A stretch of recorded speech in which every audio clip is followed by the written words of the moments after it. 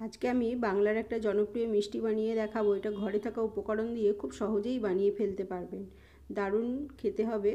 নমস্কার, রসনার বাসনাতে আমি আজকে একটা লবঙ্গলতিকা মিষ্টি বানিয়ে দেখাবো, খুব সহজ উপায়। তার জন্য আমি এখানে ছোট 2 বাটি ময়দা নিয়ে নিচ্ছি।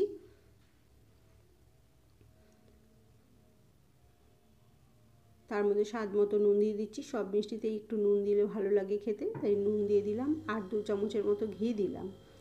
এখানে আমি ঘি আর সাদা তেল দিয়ে বানাবো। সাদা তেলও দিলাম 2-3 চামচের মতন। এখানে যদি আপনারা চান শুধু ঘি দিয়েও বানাতে পারেন। আমি এখানে ঘি আর সাদা তেল দিলাম। দিয়ে এটাকে ভালো করে ময়দাটার সাথে মিশিয়ে নিতে হবে। ভালোভাবে চটকিয়ে মেখে নিয়ে এটা শুকনোভাবেই আগে ভালোভাবে ময়দার সাথে ময়ানটা মিশিয়ে নিতে হবে। এখানে আর কিন্তু কোনো রকম কিছু দেওয়ার দরকার নেই।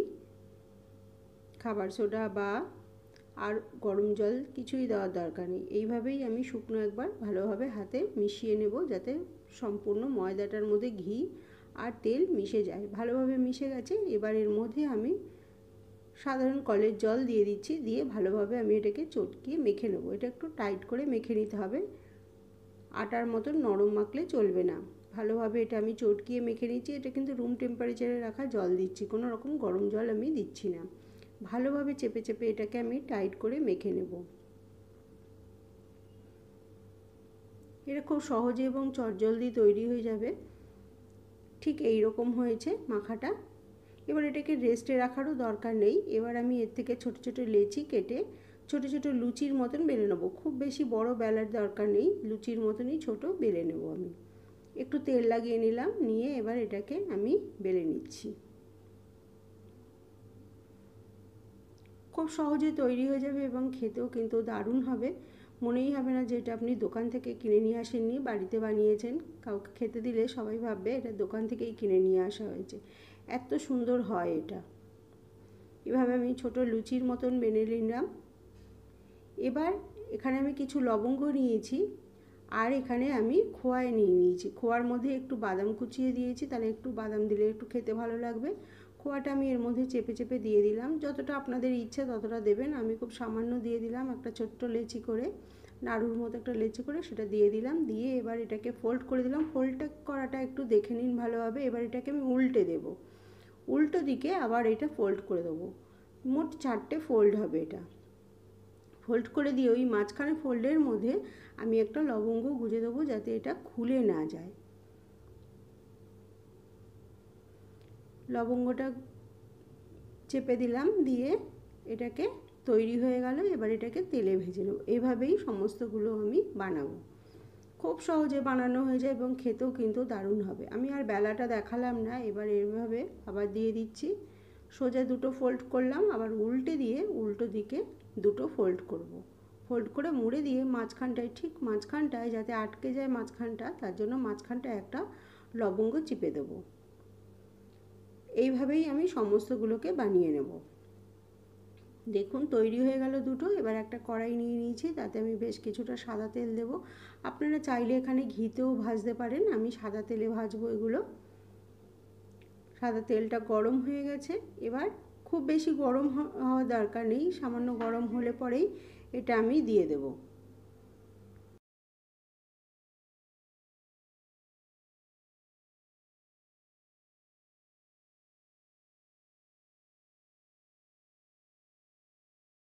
এবার এগুলোকে আমি হালকা ভেজে, যেই একটা সাইড হালকা ভাজা হবে তখন আমি আস্তে উল্টে দেবো এটাকে। সমস্তগুলোকেই উল্টে দেবো। উল্টে এটা একটু লাল করে ভেজে নেব। এক সাইড ভাজা হয়ে গেছে, আমি আরেকটা সাইড উল্টে দিলাম। উল্টো দিকে সাইডটাও ভাজা হয়ে গেলে আমি একটু লাল করে চতুর্দিকে ঘুরিয়ে ফিরিয়ে ভেজে তুলে নেব। ভাজা হয়ে গেছে। এবার আমি এগুলোকে তুলে নিচ্ছি। এটা যদি গ্যাসের ফ্লেমটাকে একটু কমিয়ে হালকা ফ্লেমে ভাজেন, তাহলে এটা বেশি মুচমুচে হবে এবং খেতেও খুব ভালো হবে। আর যদি খুব হাই ফ্লেমে ভাজা হয় তাহলে তাড়াতাড়ি ভাজা হয়ে যাবে, ভেতরটা কাঁচা থেকে যাবে, তখন খেতে আর ভালো লাগবে না। এভাবেই আমি সমস্তগুলোকে ভেজে নেব। আবার আমি দিয়ে দিলাম। দিয়ে আবার এগুলোর এক সাইড ভাজা হয়ে গেলে আমি উল্টে দেব এটাকে। এভাবেই একবার বানিয়ে খেয়ে কমেন্ট করে অবশ্যই আমাকে জানাবেন। আর যদি ভালো লাগে তাহলে সাবস্ক্রাইব করে আমার পাশে থাকবেন। লাইক শেয়ার করতে ভুলবেন না, শেয়ার করলে আমার রেসিপিটা আরও অনেকে দেখতে পাবে। আর রেসিপিটা আপনাদের পছন্দ হলো কি না অবশ্যই কমেন্ট করে আমাকে জানাবেন। এভাবে আমি ঘুরিয়ে ঘুরিয়ে ভেজে নেব সম্পূর্ণগুলোকে।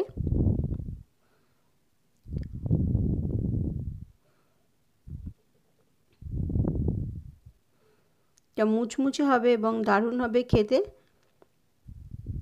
ভেতরে যেহেতু ক্ষীর দেওয়া রয়েছে সেহেতু খেতে খুব ভালো লাগবে।